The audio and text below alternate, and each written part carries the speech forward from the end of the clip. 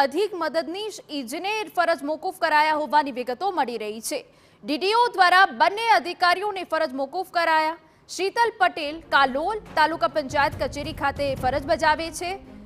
DR Rathod મોરવા હડફ તાલુકા પંચાયત કચેરી ખાતે ફરજ બજાવે છે। મોર ઉંડારા ગામે વિકાસ કામોમાં ભ્રષ્ટાચારમાં સંડોવણીનો આરોપ છે। વર્ષ 2015 થી 2022 દરમિયાન સંડોવણી બહાર આવી હતી।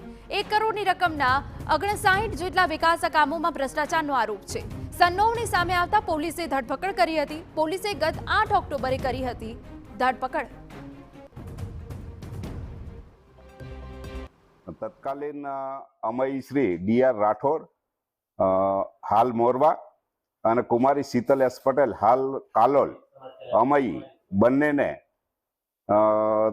તારીખ 8-10-24 થી 14-10-24 સુધી કસ્ટડીમાં રાખેલ હોય તેઓને તારીખ 8-10-24 થી ફરજ મોકૂફી હેઠળ ઉતારવામાં આવેલ છે।